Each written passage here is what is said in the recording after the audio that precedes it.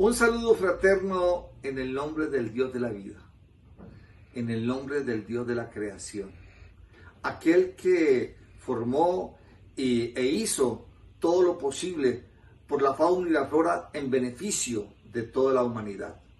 Que el Dios Padre y Madre nos bendiga siempre, y es nuestra responsabilidad velar por el bien cuidado y desarrollo de la creación de Dios entre nosotros. Amén.